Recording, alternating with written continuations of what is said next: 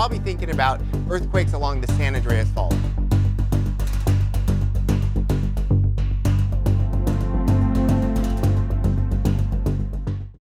Il existe en Californie une fissure de 800 miles de long qui s'étend de la mer de Salton au sud au cap Mendocino au nord, traversant des stations de métro, des lignes électriques et des conduites d'eau. Des millions de personnes vivent et travaillent le long de cette fissure, et beaucoup la traversent quotidiennement par les 966 routes qui la traversent. La majorité des gens n'y pensent pas vraiment, mais en réalité, cette fissure, qui est la faille de San Andreas, a le potentiel de détruire des vies et de mettre l'économie nationale à genoux en un clin d'œil. La plupart des gens connaissent la faille de San Andreas, un monstre qui divise la Californie du Sud au nord, alors que deux plaques tectoniques se frottent l'une contre l'autre, menaçant d'importants tremblements de terre. Cela s'est déjà produit dans le passé, et les habitants ont été avertis une fois de plus qu'une autre catastrophe est en route.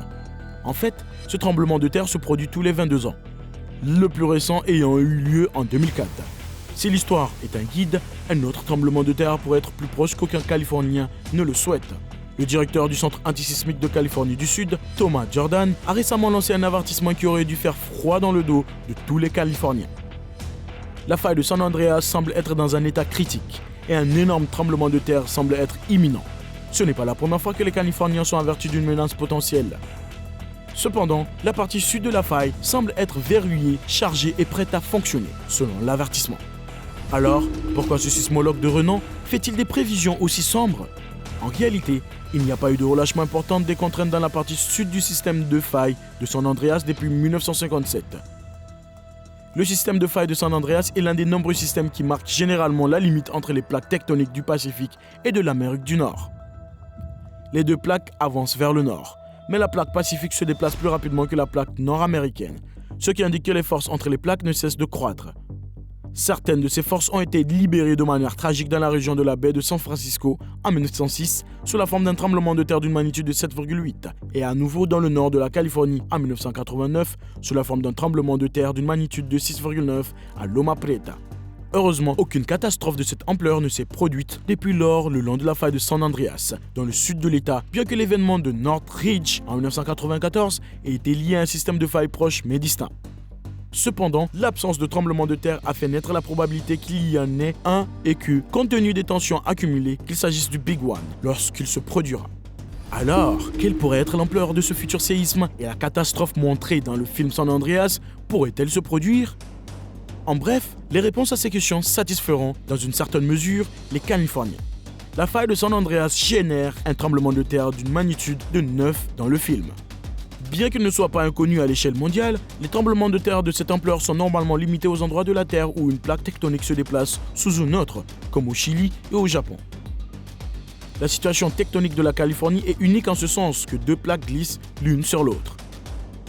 En conséquence, de nombreuses prévisions situent la magnitude maximale du tremblement de terre le long du système de faille de San Andreas à 8, avec une probabilité de 7% qu'un tel événement se produise en Californie du Sud au cours des 30 prochaines années.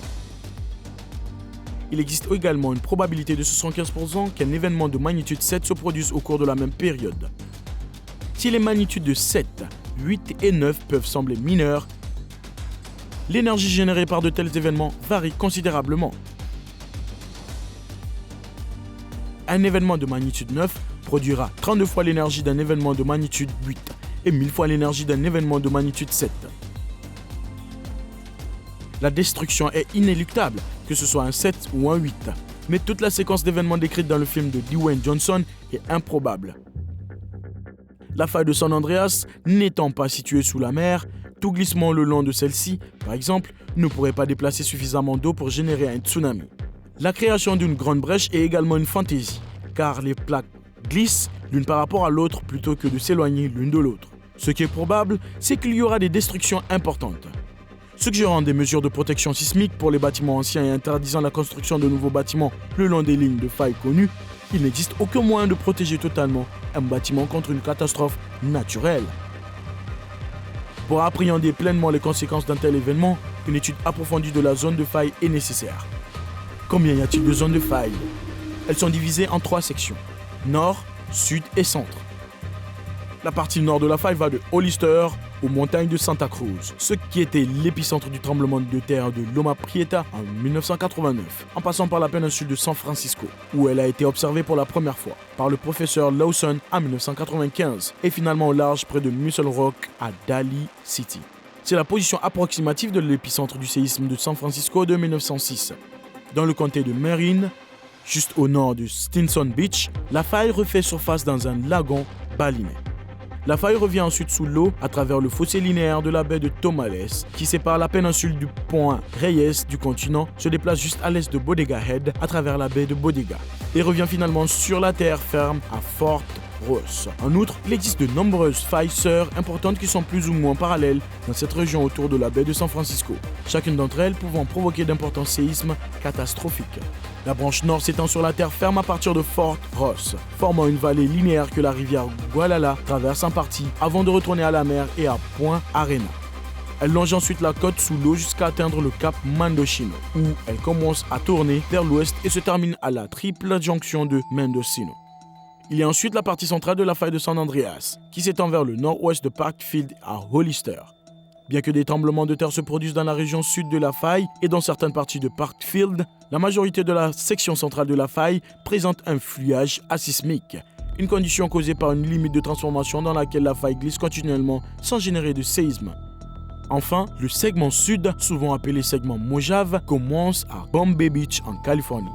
Des strates renversées reliées à cette portion, la faille peut être trouvée près de la mer de Salton dans le Box Canyon. La faille se déplace ensuite vers le nord-ouest, le long de la base nord des monts San Gabriel, en passant par le col de Cajon, et enfin le long de la base sud des monts San Bernardino. La chaîne de montagnes transverse est le résultat du mouvement le long de la faille de San Andreas. On peut voir un morceau de cette faille à Palmdale, au niveau d'une intersection de l'autoroute d'Antelope Valley.